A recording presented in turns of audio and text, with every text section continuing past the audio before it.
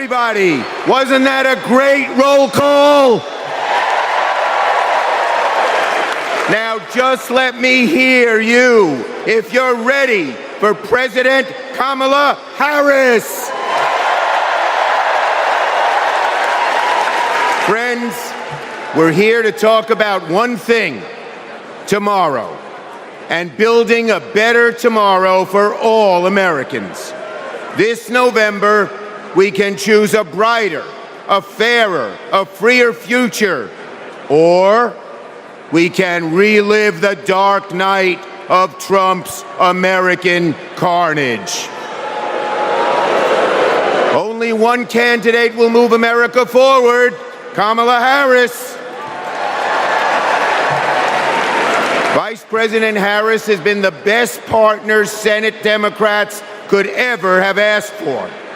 Under her and President Biden's leadership, Senate Democrats lowered prescription drug prices and created millions of good-paying American jobs. I worked with Kamala Harris when she was Senator Harris. I saw a leader who was fearless, who stood up for middle-class families like the one she was raised in, who focused on things that really mattered. Helping parents raise their kids, safe neighborhoods, safe schools, and building an opportunity economy that gives everyone a shot at the American dream. She will lead America forward into a brighter future, but she can't do it alone. She needs a Democratic majority in the Senate of the United States. Now, my friends, 2 years ago, the naysayers said Senate Democrats stood no chance in the midterms. I told them, just you wait. We're going to keep the Senate and maybe pick up a seat or two, and that's exactly what happened. Well, ladies and gentlemen, my good friends at this convention, I am telling all of you now, we're going to hold the Senate again, and we're poised to pick up seats.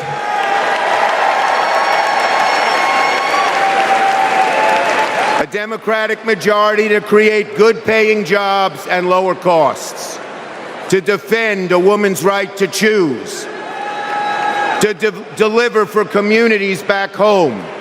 Our senators are doing it, like Jackie Rosen, delivering high-speed rail for Nevada. John Tester, bringing high-tech jobs to Montana. And Bobby Casey and Sherrod Brown and Tammy Baldwin and Martin Heinrich fixing bridges in Pennsylvania and Ohio and Wisconsin and New Mexico. We also have amazing candidates.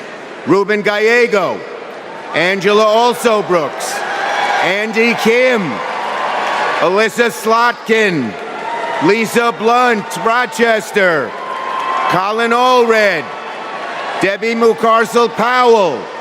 And folks, listen to this. More than half of our candidates are candidates of color. We're making the Senate look like America. Now let's compare that with Senate Republicans. Senate Republicans pretend to care about middle-class families, but they voted no on expanding the child tax credit, and J.D. Vance didn't even show up to vote. Senate Republicans pretend to care about the border, but they voted no on the strongest border bill in a decade. Republicans tend to care about freedom, but they voted no on a woman's right to choose. No to safeguard IVF. No to birth control. That is just a taste of their extreme agenda.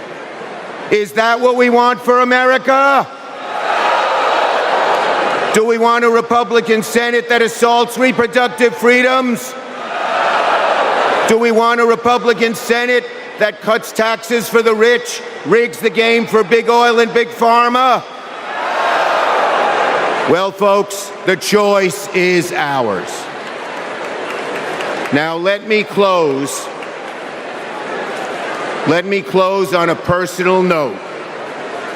As the highest-ranking Jewish elected official in American history,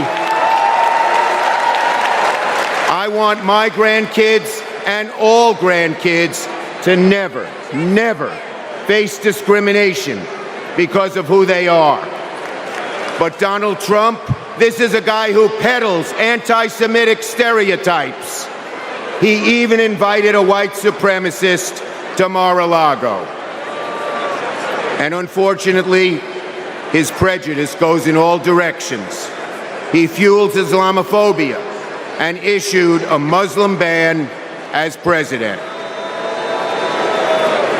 Tonight, folks, I am wearing this blue square to stand up to anti-Semitism, to stand up to all hate.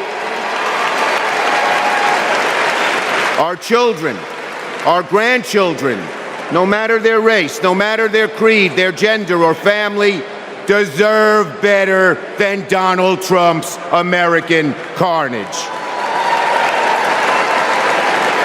So, are you ready to make sure Donald Trump never, ever gets near the White House again?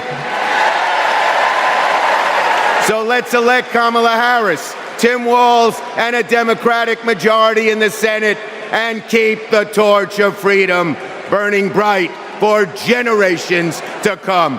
On to victory in November.